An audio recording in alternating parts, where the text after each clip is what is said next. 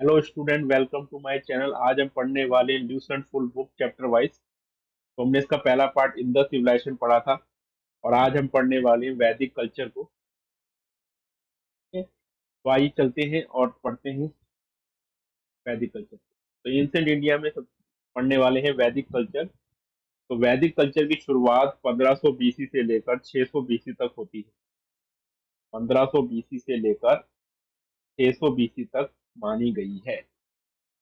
सबसे पहले आर्यन का लोकेशन।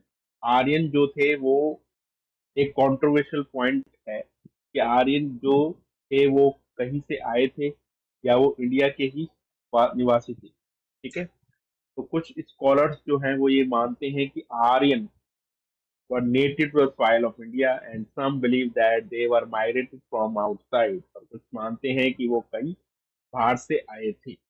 सबसे पहले अगर एक स्कॉलर की बात करें, मैक्स मुलर। ठीक है, सेंट्रल एशिया। तो उनका मानना ये था कि जो आर्यंस थे वो सेंट्रल एशिया से माइग्रेट होके इंडिया में आए थे। उसी तरह से बाल गंगाधर तिलक का मानना था कि यूरोप और आर्कटिक रीजन से आर्यन इंडिया में माइग्रेट होके आए थे। ठीक है।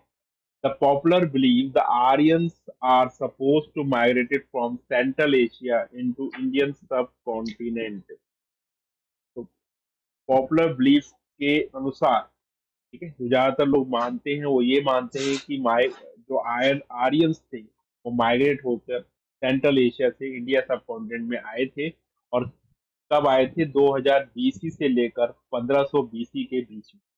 एग्जैक्ट ईयर नहीं पता है, एग्जैक्ट टाइम नहीं पता है, तो यहाँ पर लिखा है 2000 बीसी टू 1500 बीसी के बीच में वो माइग्रेट होकर इंडिया आए थे। अब एक और इंस्क्रिप्शन भी है जहां पर ये पता लगता है कि जो आर्यंस थे वो कहाँ से आए थे, वो सेंट्रल एशिया से आए थे। तो उस इंस्क्रिप्शन का नाम आपको याद रखना है, वोकोस्काई इंस्क्रिप्शन। ठीक है। वोकोस्काई इंस्क्रिप्शन जो टर्की में है। और उस इंस्क्रिप्शन के हिसाब से उसमें क्या मेंशन है? उसमें मेंशन है फोर वैदिक गॉड, इंद्र, वरुण, मित्र और व्यास।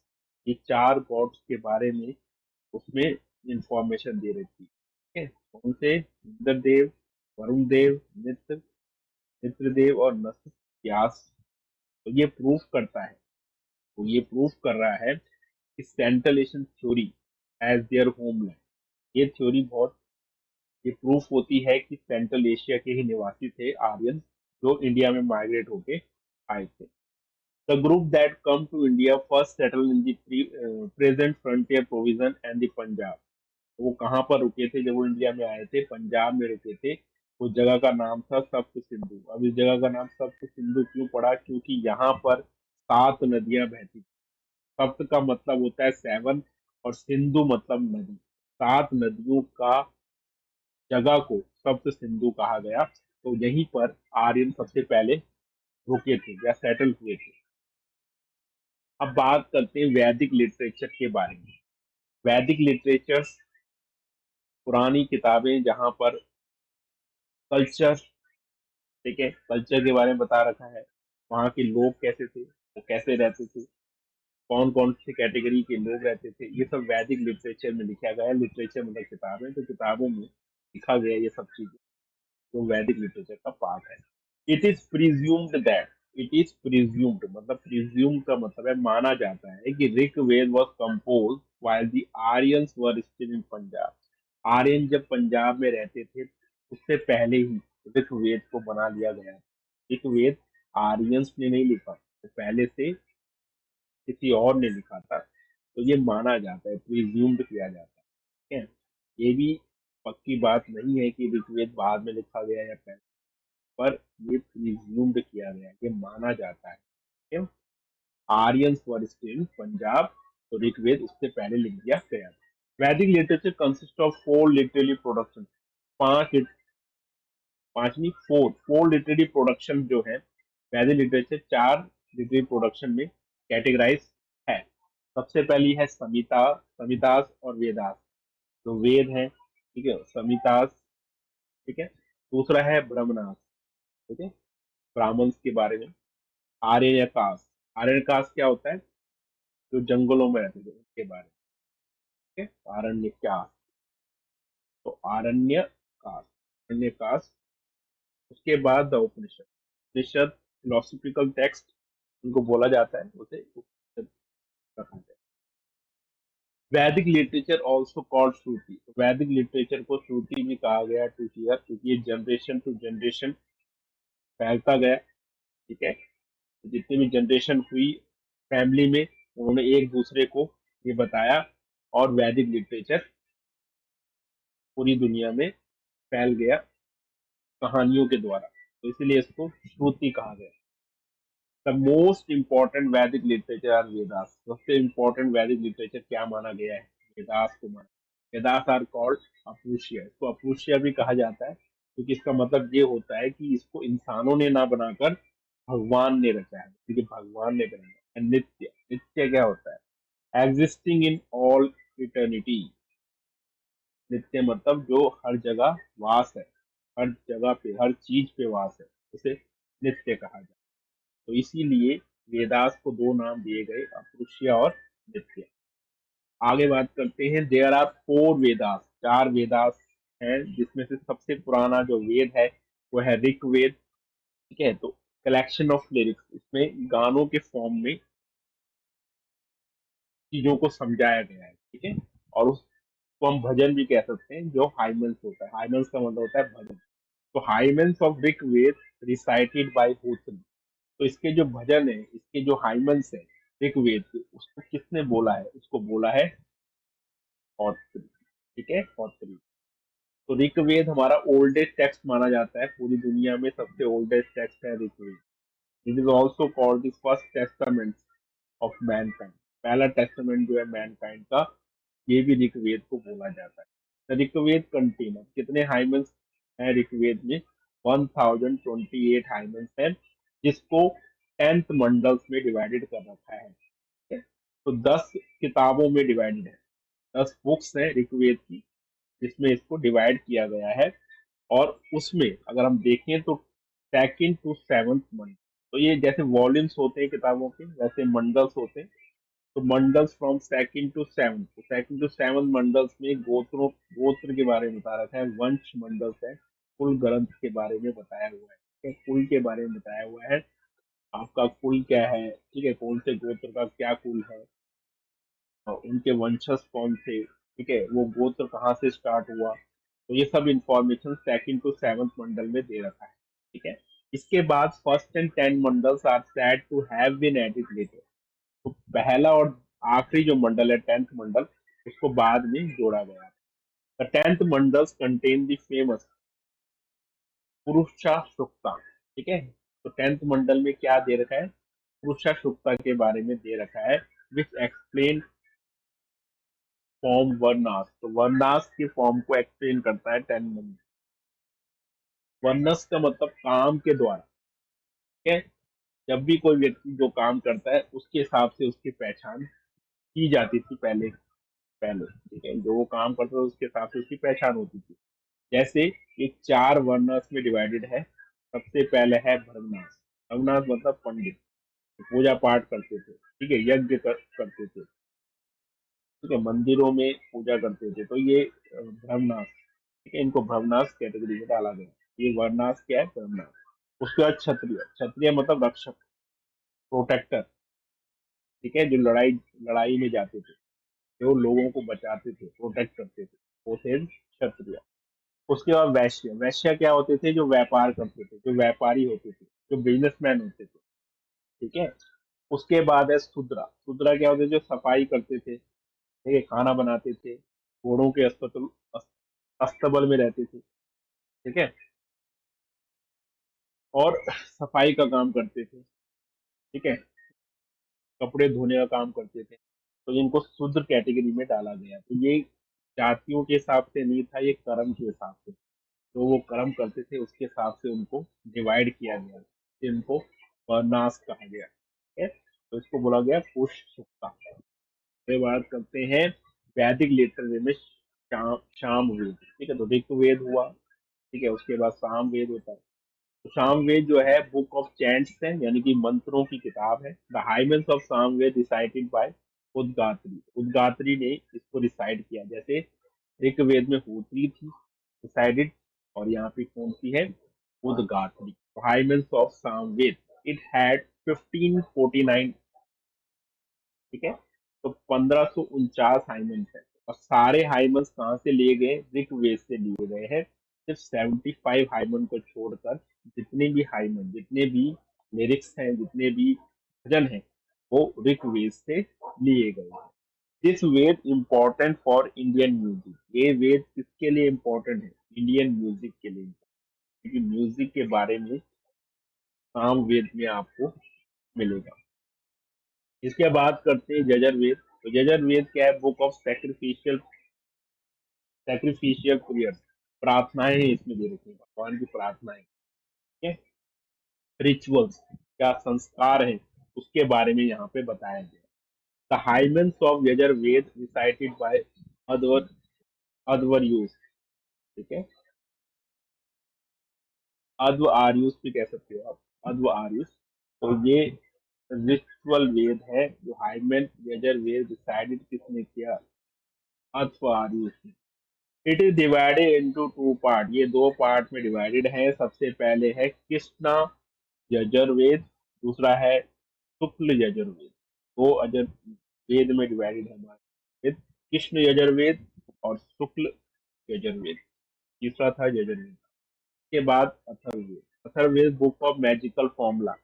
तो इसमें मैजिक के बारे में बता रखा है, काले जादू के बारे में बता रखा है, मंत्रों के बारे में बता रखा है, बीमारी ठीक करने के बारे में बता रखा है, भूतों को भगाना कैसे, उसके बारे में इस वेद में आपको देखने को मिलेगा। Contain the charms spell to ward off evils and disease. Evils का मतलब होता है शैतान को भगाने के लिए, भूतों को भगाने के लिए, और बीमारी को ठीक करने के लिए, ठीक है। मंत्रों के द्वारा बीमारी किया जाता है। अथर्ववेद में इसका नॉलेज दिया गया है, इसके बारे में लिखा गया। For long it is not including Vedas. बहुत पहले से ये वेदों में इंक्लूड नहीं था, पर बाद में इसको वेद में इंक्लूड किया गया, अथर्ववेद को। ब्राह्मण्स। तो ब्राह्मण एक्सप्लेन दी हाइमन्स ऑफ वेदास। ब्राह्मण जो होते थे, वो जो हाइमन्स, जो भजन होते थे, वेद में जो भजन लिखे गए थे संस्कृत में, उनको एक्सप्लेन करते थे। ब्राह्मा, तो ब्रह्म मीन्स सेक्रीफाइस। ब्रह्म का मतलब क्या होता है, सेक्रीफाइस। तो अपने आप को भगवान में समर्पित, वो ब्रह्म कहलाता है। तो भवनाश वहीं से ये शब्द आया ब्रह्मनाश का, ठीक है। तो ये हाइमन्स जो होते थे वेदास को, उसको एक्सप्लेन करते थे। सबसे पहले ऋग्वेद। ऋग्वेद में कौन से ब्राह्मण एक्सप्लेन करते थे, इतरिया और कौशिकी संज्ञान ब्राह्मण एक्सप्लेन करते।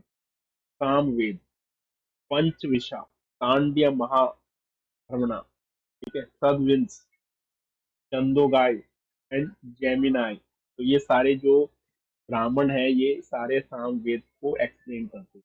यजुर्वेद, सात पथा, द ओल्डेस्ट एंड लार्जेस्ट ब्राह्मण, लार्जेस्ट ब्राह्मण है, सबसे पुराना जो ब्राह्मण का जाति है वो है सात पता एंड तेतरिया।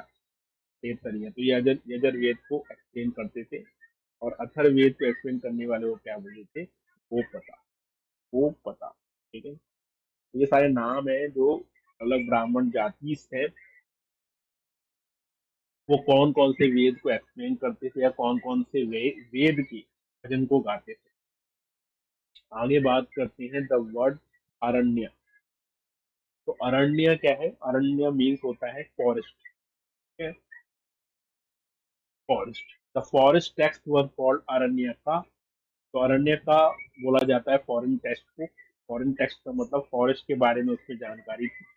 उन लोगों के लिए था ये जो हर्मिट्स होते हैं, जो सन्यासी होते हैं, जो जंगलों में रहते हैं, और स्टूडेंट लिविंग इन जंगल, ठीक है, हर्मिट्स, सन्यासी, और जो विद्यार्थी जो जंगलों में रहते थे, उनके लिए ये किताब, ये टेक्स्ट लिखा गया था, ठीक है।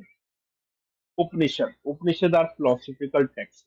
तो फिलोसफिकल टेक्स्ट एक्टिविटीज के बारे में दे रखा है इसमें, अलग तरह की एक्टिविटीज होती है, उनके बारे में एक्सप्लेन कर रखा है उपनिषद में।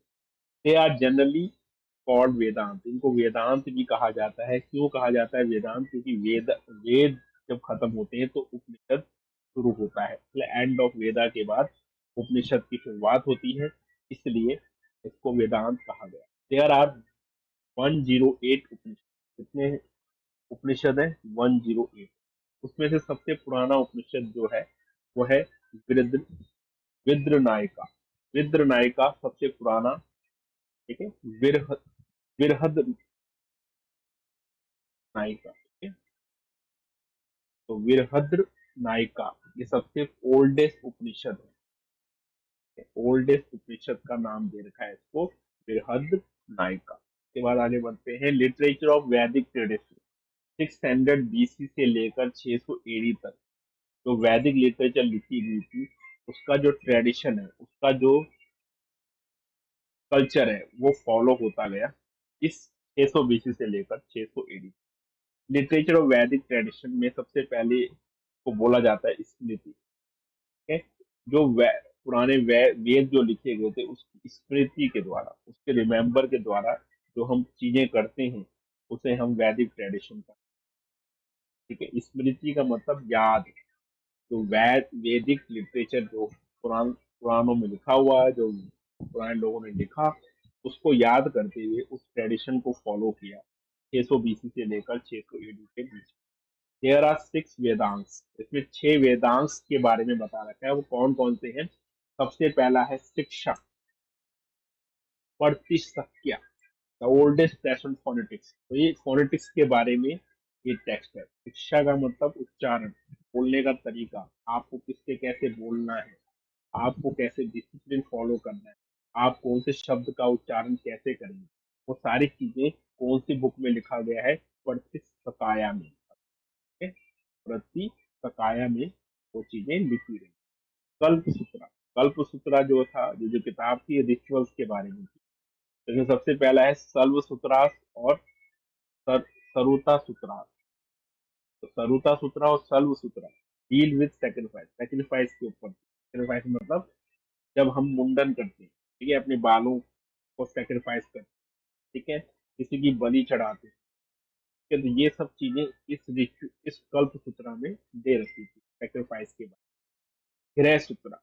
अब गृह सूत्रा फैमिली सेरेमनीज के जो संस्कार है, ठीक है, शादी ब्याह कैसे करना है, क्या क्या नियम फॉलो करने हैं, ठीक है, कोई मर जाए तो उसका क्या नियम फॉलो करना है, ये सब गृह सूत्रास में दे रखा था। धर्म सूत्रा। धर्म सूत्रा डील विद वर्णास। वर्णास में डील करते हैं। वर्णास जो हमने पहले पढ़ा था, तो वर्णास किसमें लिखा गया था? वर्णास जो था वो पुरुष सुक्ता में लिखा गया। पुरुष सुक्ता। तो पुरुष सुक्ता में जो लिखा गया था वर्णास, वो 4 वर्ण थे जो उसमें लिखे गए थे। जो 10th मंडल है ऋग्वेद का, उसमें लिखा गया। तो वर्णास जो थे वो 4 थे। ब्राह्मणा, क्षत्रिया, वैश्य और आश्रम के बारे में लिखा गया। ठीक है। आश्रम में जाते हैं लोग, ठीक है, संन्यास लेते हैं, तो उसके बारे में धर्मसूत्रा लिखा गया है। व्याकरण। व्याकरण क्या है? ग्रामर। कि जब आप कोई शब्द बनाते हैं तो उसके लिए ग्रामर की जरूरत पड़ती है। आप कोई वाक्य बनाते हैं तो उसके लिए ग्रामर की जरूरत है। तो उसको हिंदी में क्या बोलते हैं? व्याकरण बोलते हैं। अष्टध्यायी।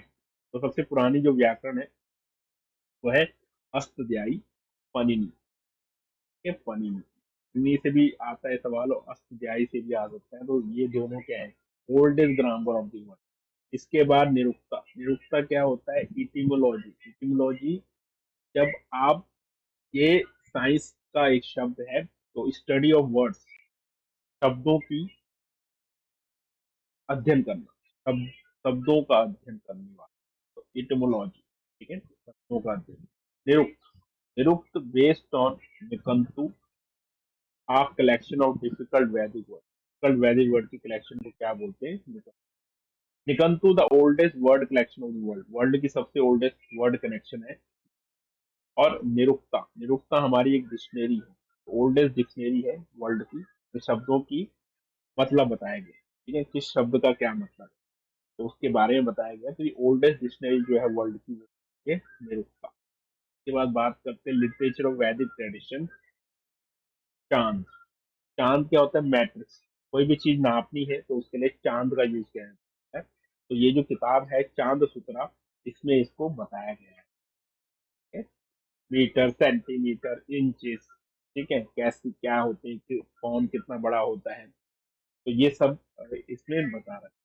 चांद, चांद में, चांद सुतरा बुक का नाम है। ज्योतिष, ज्योतिष क्या है? एस्ट्रोनॉमी, ठीक है, ग्रहों की चाल, ये किसमें ग्रह पारी है, आपका फ्यूचर कैसा रहेगा, आपका पास्ट क्या था, ठीक है, आप पे कौन सा ग्रह हावी हो रहा है, तो ये ज्योतिष शास्त्र है, जो वेदांग ज्योतिष बुक है, लिंकन मुनि ने लिखी थी। जैसे चांद सुतरा पिंगल ने लिखी है, वैसे वेदांग ज्योतिष लिंकन मुनि ने लिखी है, ये ओल्डेस्ट ज्योतिष टेक्स्ट है।